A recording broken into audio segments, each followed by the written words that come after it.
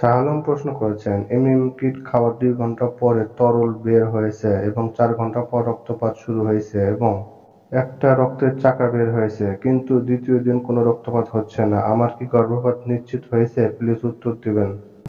আপনি যদি নিয়ম মতো মেডিসিন খেয়ে থাকেন তাহলে গর্ভপাত হওয়ার কথা। তবুও 14 দিন পরে আপনি অবশ্যই নিশ্চিত হওয়ার জন্য আপনার চিকিৎসকের শরণাপন্ন হবেন। তিনি আপনাকে আলট্রাসাউন্ড পরীক্ষা করে নিশ্চিত হয়েছে কিনা তা বলে দিবেন। রকি শেখ প্রশ্ন করেছেন, এমিম কিট সেবনের কিছুক্ষণ পর থেকেই শরীর এবং ঠান্ডা লাগতে শুরু হয়েছে এবং প্রচুর ব্লিডিং হইতেছে সারা রাত, আর সাথে অতিরিক্ত পেট ব্যথা হয়েছে, কিন্তু আজ একদমই ব্লিডিং হচ্ছে না। পেইন ও থেকে হচ্ছে, কি করা যায়?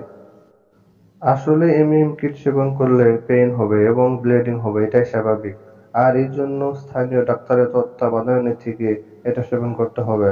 কেননা অতিরিক্ত ব্লিডিং এর কারণে কিডনি, হার্ট ফেইল করতে পারে, রোগী শোকে চলে যেতে পারে।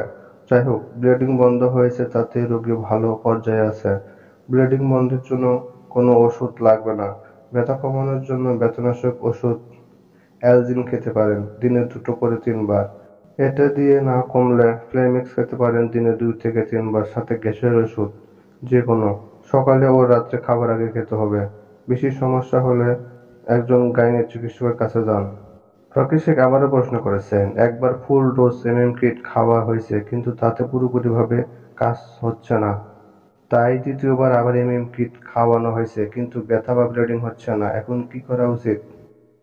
এমএম কিট বারবার সেবন করা ঠিক নয়। তাছাড়া মনে রাখা উচিত যে এমএম কিট কেবল জরায়ুর ওপর কাজ করে। ভ্রূণ বা ফিটাস বা বেবি যদি জরায়ুর বাইরে ফেলোপিয়ান টিউব থাকে তাহলে এমএম কিট কোনো কাজ করবে না। আপনি যতই বারই সেবন করেন গর্ভপাত সফল হবে না। তাই এমএম কিট সেবন করার আগে অবশ্যই আলট্রাসোনোগ্রাফি করে বেবির অবস্থান জানা দরকার।